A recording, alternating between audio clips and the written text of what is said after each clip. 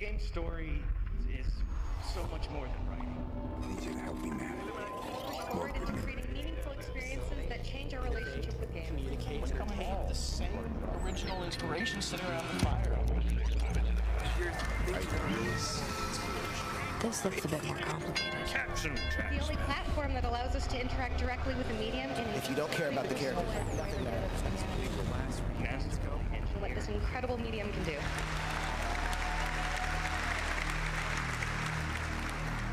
We ask, who do you want to see speak at DICE? And 100% of the time, it's our opening keynote is in the top 2. And it's not hard to understand why. Yes, as co-founder and CEO of Epic Games, he's been responsible for giving us Unreal Engine, while at the same time blowing our minds with some of the most extreme experiments in video game storytelling we've ever seen. Through it all, he remains the guy who tells it like it is, and more importantly, what he thinks it should be. His tools are disruptive, his games are disruptive, his ideas? Let's find out. Please welcome to the stage, Tim Sweeney. Thank you. Hi, thank you all for coming.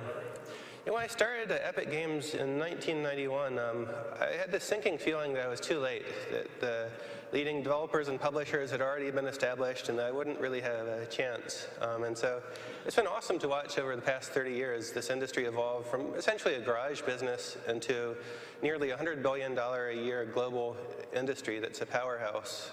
But throughout this time, we've seen a lot of precedents established in the game industry, a lot of them without much thought, and a lot of them just the result of random happenstance. They've become kind of established as the ground rules of the industry. I think we need to step back and take stock of them and recognize that some of the operating principles for the game business are wrong.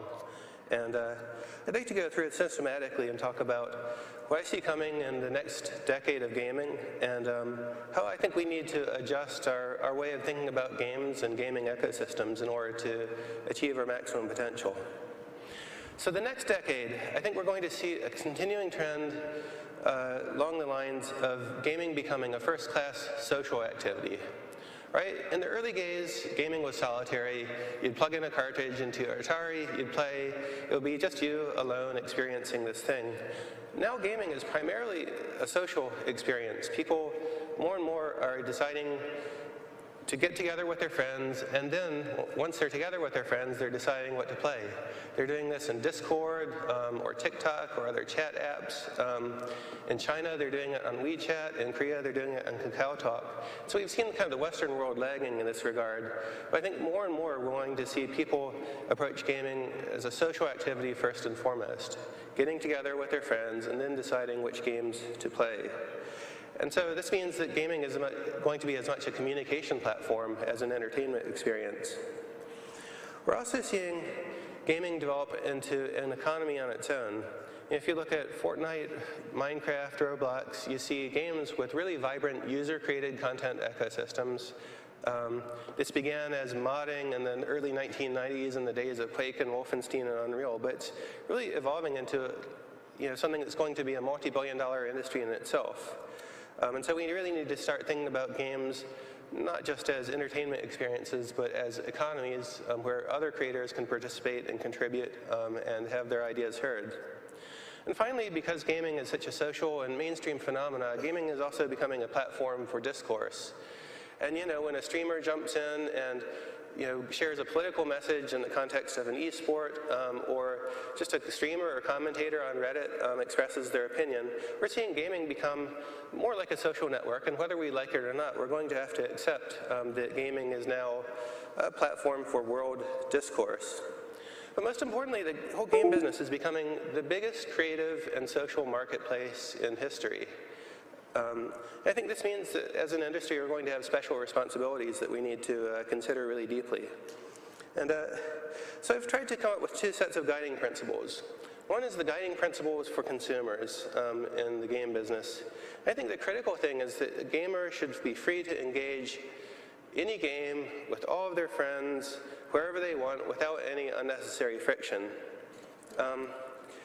And this is a big directional change compared to the kind of balkanized days when you had, some games on mobile, some very different games on PC, some different games on console. But we're seeing, like Fortnite and other games, more and more games are shipping everywhere and becoming pervasively available. And this will become even more so as we have streaming established as a platform where you can play a game on PC or console or mobile, or you can stream any game to any device from anywhere. Now, I'd also like to talk about a guiding principle for us, the suppliers in the game business.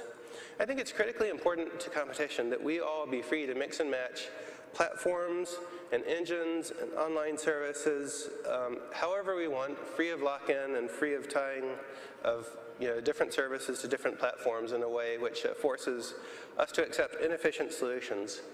And the goal of all of this is to establish a level playing field where everybody can compete on equal terms and the best solutions can win. And the economic competition between us all keeps us honest and keeps the entire supply chain fair for everybody. Now, in this world, gamers and creatives are really at the core. I think we have to recognize that platforms and stores and engines and all of the services supporting them are secondary, right?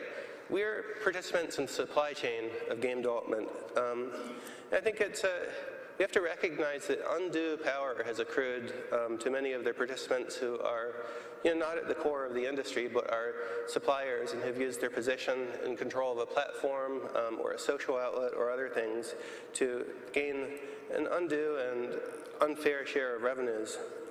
And so I'll dig into that over time. But I wanted to start out with really the good news over the past few years in the game industry. And the good news is that all of the platforms have opened up and become fully interoperable. And this is an awesome thing. We saw, at the beginning of the last decade, every platform had its own online service. You couldn't communicate across all platforms.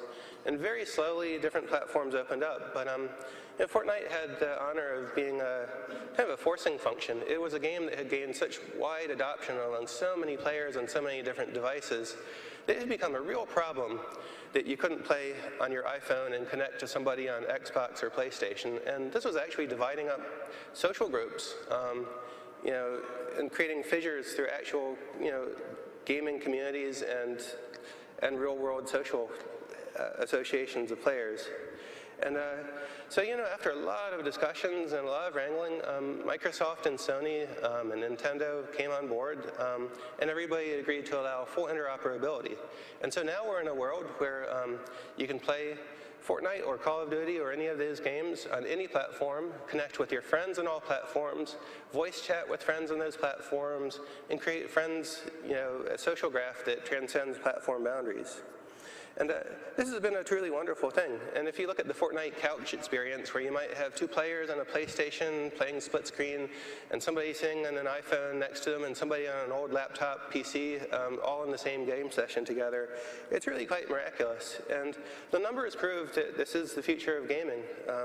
Just in Fortnite and our more recent efforts with the Epic Games Store, we've accrued 300 million users across all 7 platforms, and they've built more than 1.6 billion social connections, social connections among friends as you have on a traditional social network.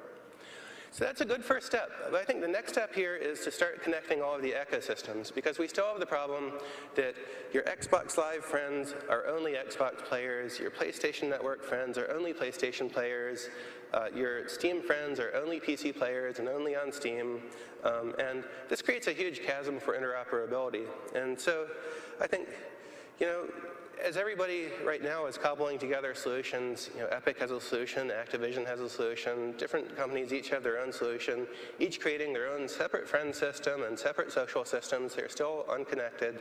I think there's a real chasm that needs to be filled here. And Epic's taken some steps to open up the social systems that we built for Fortnite as Epic Online Services and start making them available to developers. And some games like Dauntless have shipped using that. But this is all just patchwork and stopgap measures in advance of what really needs to happen next, which is connecting and federating all of these different systems together. And something similar happened in the really old days of the internet, when every university and big company had an email system that was just proprietary to themselves.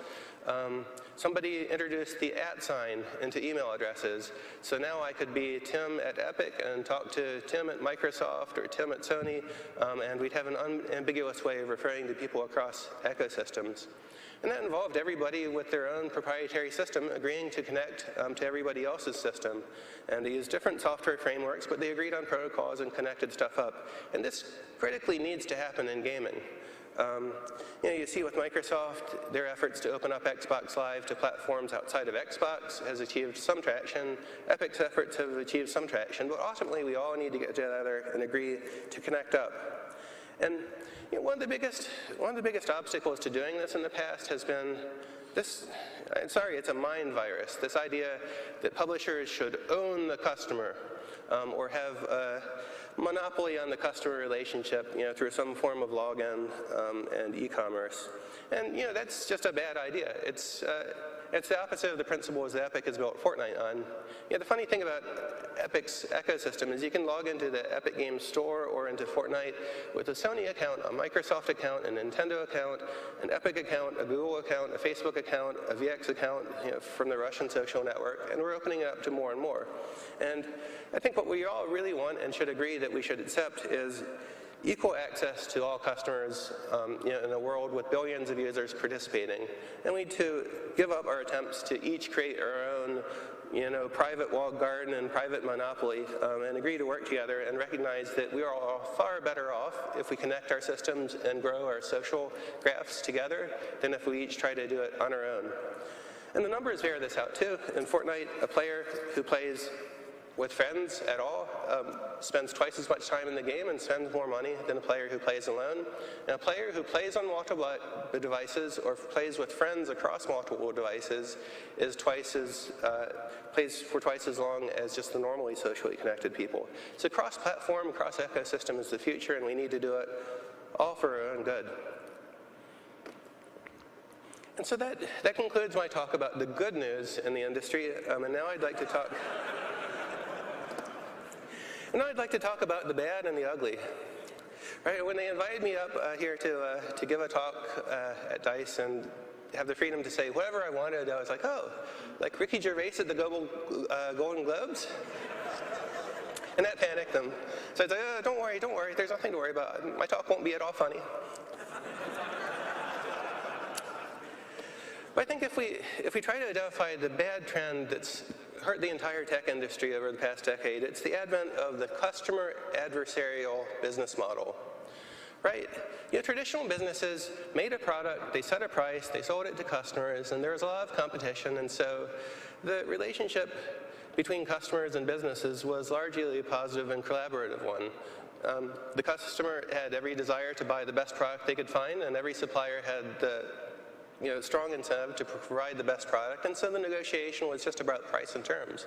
But otherwise, when they reached agreement on price, the customers and the suppliers always were working together for their mutual good.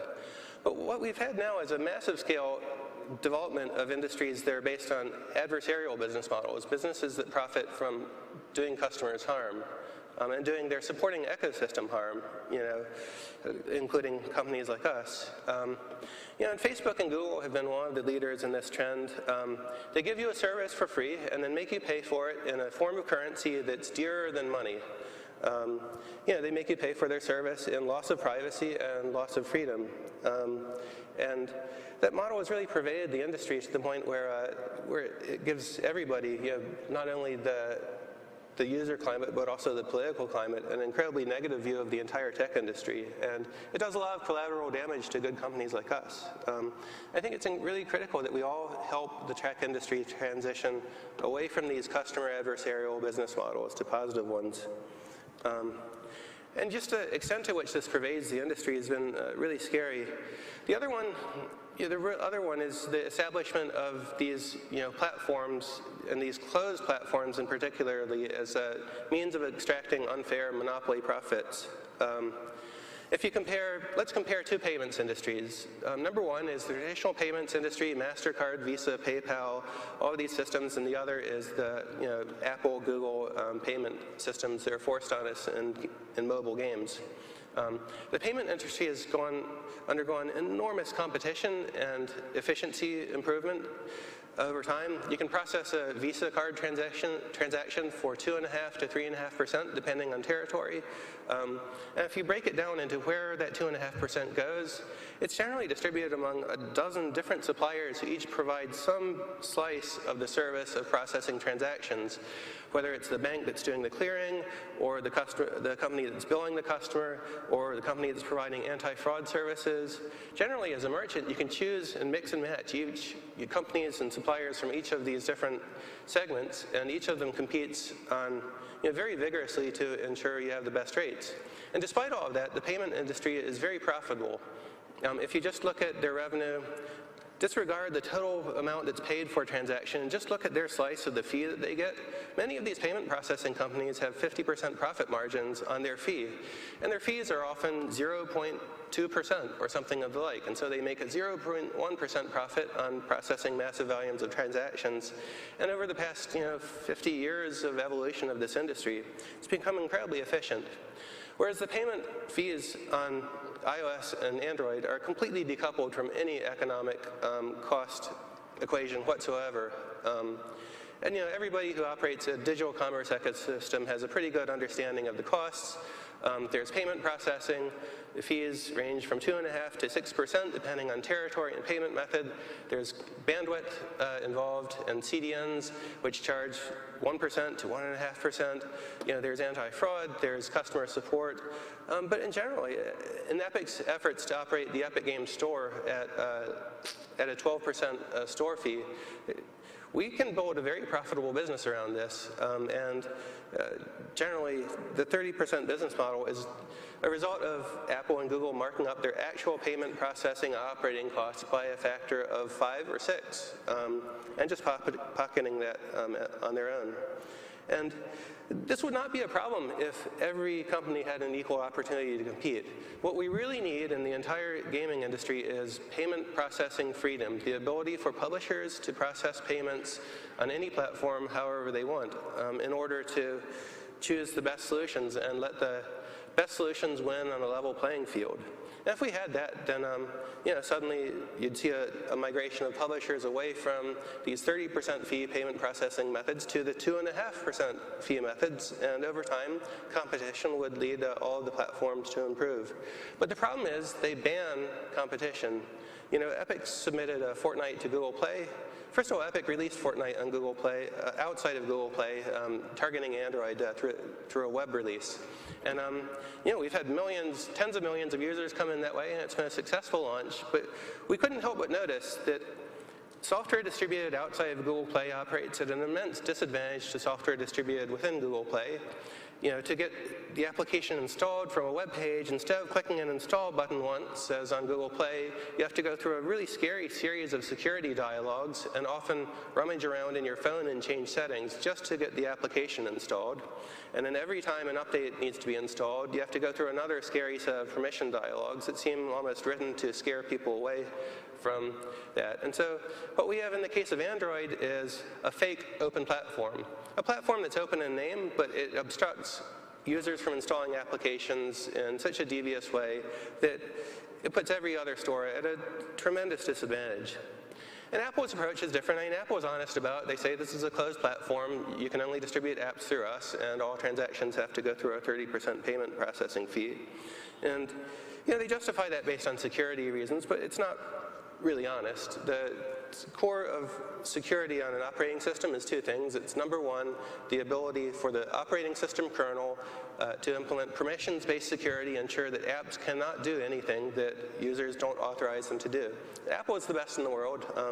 They could open up their platform tomorrow and it would still remain perfectly secure. In fact, Apple does operate an open platform around iOS. They have this enterprise program in which any enterprise customer can install any app from their enterprise just by whitelisting their enterprise signing certificate. But the sole thing preventing that from being used for consumer apps is just a contract term that says you're not allowed to do that. I think the next step that has to happen with mobile platforms is, first of all, fully opening up so that every every publisher who wants can launch their own store on the platform, and it operates technically within the operating system on equal terms to the platform's own store.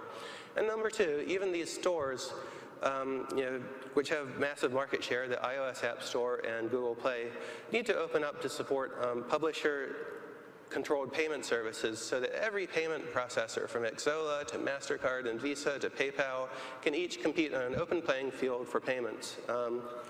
And just to see if that was possible, Epic submitted Fortnite to Google Play, went through a few revisions, and ultimately it was rejected solely on the basis that we supported payment outside of Google's payment ecosystem.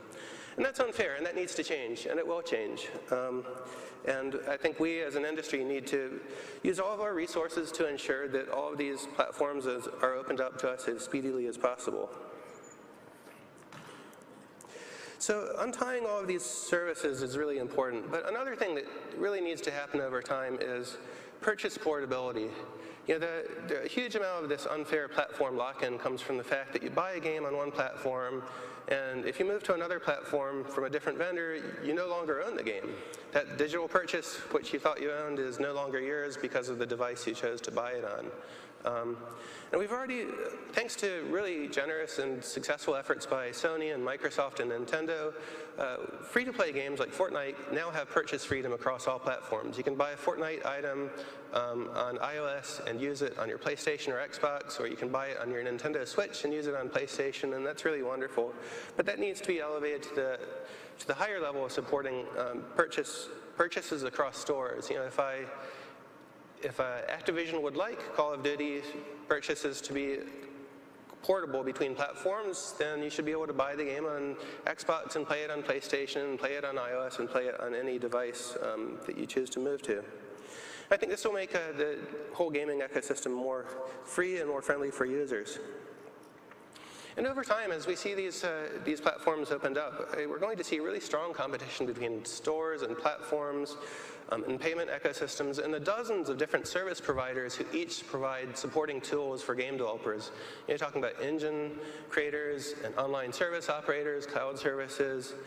Open and fair competition between everybody will lead to much more efficiency for the industry, meaning better revenue sharing terms for developers like us, and meaning better prices for consumers. And ultimately, this is about best serving consumers by creating a healthy playing field for everybody.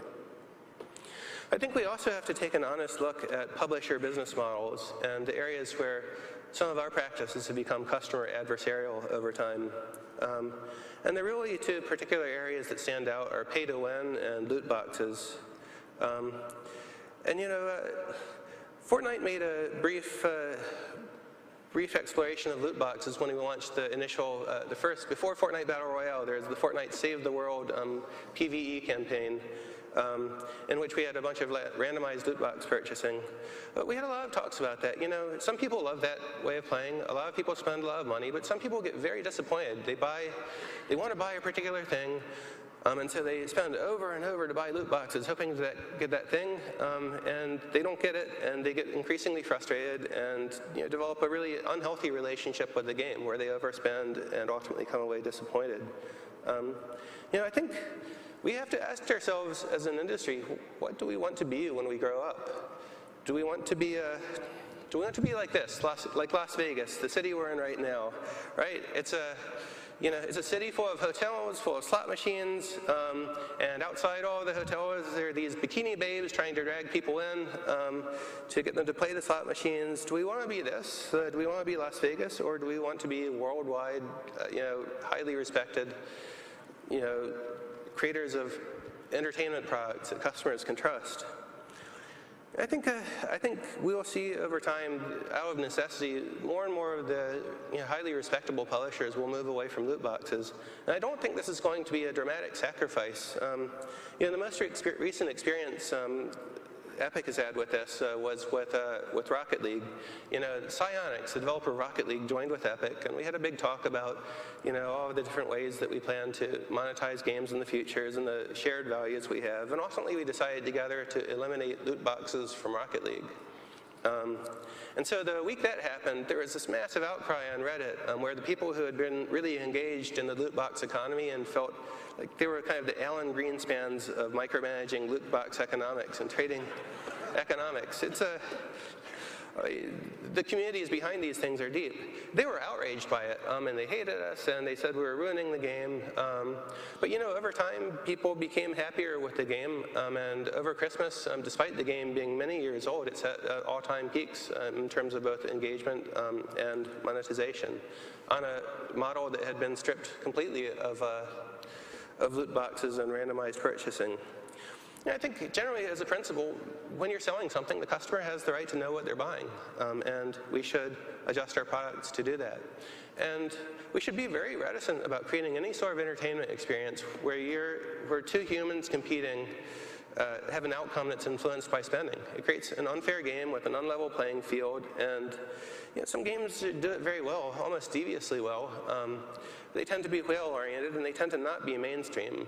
And so I would hope for the industry that these games with all of these customer adversarial practices get kind of boxed into this well-defined genre that's more Vegas than gaming, and that becomes recognized as a separate thing from the game industry itself. We're already seeing it being regulated in a lot of areas as, well, loot boxes are not gambling. They play on all of the mechanics of gambling except the ability to actually get money out in the end. And I think that whole market should be separated from the mainstream game industry ultimately, and we should adopt practices that we can really, in front of the general public and in front of shareholders, say that we're doing our best as a business to support our customers. The other really exciting trend is the opening up of games as participatory economies. We've seen this pioneered by Roblox, but also there's some work along the lines of this with Minecraft and other things, where creators are able to build more and more elaborate types of content themselves in the game and actually build businesses around it themselves. Fortnite is in the very early stages of trying to open up more as a platform for creation. But I think we need to really start thinking about games as a great growth opportunity for not just building an entertainment experience and selling it, but for building an entire economy in which all creators can participate. We already have some degree of this with streamers participating, earning a living from streaming games and promoting games. But we can go a lot further with creation tools built into games.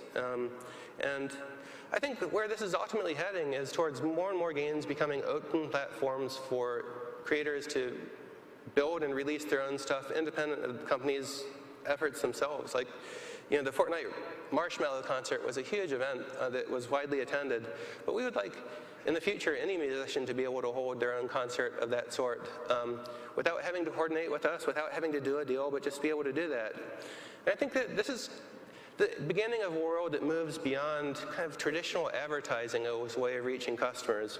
The Star Wars crossover in Fortnite, the Marvel crossover in Fortnite, these are awesome ways in which the two brands came together, the Fortnite brand and these partner brands, and delivered an amazing new entertainment experience to customers for free, and raised awareness of everybody's products. And these were not advertisements, and they were far more engaging and exciting than ads. And I think the future of the game industry is going to see a lot more of that and a lot less of the traditional display advertising, where you're taking somebody's time away from the thing they're doing and annoying them by putting some unwanted piece of content in front of them in hopes that they'll take an action. That's obsolete. The future of this is you have an awesome new product you want consumers to know about, you start releasing free stuff in games that customers can experience and enjoy it. And this is happening on a larger and larger scale. 3 years ago, Epic worked closely with McLaren, the supercar company, to help visualize a car during its pre-production process before it was manufactured. So that resulted in the production of a successful McLaren supercar, but then that car just dropped into Rocket League. They took the billion polygon photorealistic model that had been built for this industrial visualization effort and put it in a game. I think more and more the convergence of real-time graphics is going to, in all of these industries is going to enable awesome crossover opportunities for all games. Now finally, I'd like to talk about gaming as a platform for discourse. Since the very beginning of all forms of media, these creative works have been a venue for the creators to share their views on politics through telling stories. If you think back to Kill a Mockingbird and the impact that had on people's views in the time, I think that's a genuine outlet for games that really make people think about things. And I think this is an important aspect of the game industry. I think we need to separate the creatives' commentary from, and engagement with political themes from the marketing departments, and we should get the marketing departments out of politics. And the world is really screwed up right now. Right now, your political orientation determines which fast food chicken restaurant you go to, and that's really dumb. There's no reason to drag divisive topics like that into gaming at all. And it gets to the heart of what a company is, right? A company is a group of people who get together to accomplish a mission that is larger than what any one person can do. And a company's mission it's a holy thing to it, right? Epic's mission is to build great technology and great games. And we can count on every employee at Epic. We can even demand that every employee at Epic unite behind that mission. But in every other matter, we have to respect their personal opinions, and that they may differ from managements or each other's or whatever. And we need to create a very clear separation between church and state, where our businesses are operating as neutral venues for entertainment, and employees, customers, everybody else can hold their own views and not be judged by us for that. I think we're seeing a lot of controversy around political censorship of social media, pressure from foreign countries on domestic companies about discourse. I think to get through that, we as companies need to divorce ourselves from politics and say that that is for individuals to engage in, and that we as platforms should be neutral. And when we're making decisions about content moderation, what we should allow in our communities and what we should not allow, we should have very clearly established rules and treat the decision function on that almost as a judicial branch of the company, as opposed to making a lot of ad hoc decisions based on convenience. So to summarize the hopes for 2020, we want to see all platforms connected, not just technically as you see in Fortnite, but all of these social ecosystems around all of the different gaming platforms connected, so that an Xbox Live user can be playing any game and have friends on PlayStation Network and can play games across platforms, where each platform itself adopts some sort of open standards for this. We want open purchasing across platforms so that publishers can choose the most convenient and economical payment methods for everything. We want cross-platform payments, so if you buy one thing on one platform, the publisher can deem you own it on all platforms. We want to encourage customer-aligned business models in which we're all working together to sell great products to customers that they want, and in selling them those things, to have the only negotiation being about the price and the goods, and not about all of the ancillary tack on, drag along things like data usage and surveillance in our businesses. We want to foster games with creator economies, so that games not only become an outlet for the publishers to express their ideas, but for all of the users. And we need to respect gamer rights and freedoms. And so I think this is all part of what's going to happen over the course of 2020, which is the move away from a whole bunch of walled gardens into something that's increasingly open and comes to resemble, by the end of this decade, an open metaverse in which players get together with their friends, and they go from game experience to game experience, staying together as a group, as friends, and going across all platforms, and not really having to worry about what company made the device they're on, or what company is operating the servers they're playing on as they go through these experiences. And I think the path to this could be really smooth if everybody works together. But I also fear that there's an opportunity for this decade to be another lost decade. Remember Microsoft's lost decade, where they spent an entire 10 years under leadership that was trying to close Windows down and create an iOS-style ecosystem around it. Fortunately, those efforts all failed, but there's a real risk that in all of the platforms exerting their power and having a very short-sighted view about their interests and the interests of the overall industry, about being locked into another decade of platform wars. And I'm really hopeful that we can get through it, but we're all going to have to be steadfast in fighting for these things. The opening up of games and cross-platform play involved a lot of tough and painful conversations between parties, which ultimately result in great things for all gamers. And we need to be all prepared to have those unpleasant conversations as much as we need in order to achieve a good future. So that's my opinion. That's what I really think. Thank you very much for your time.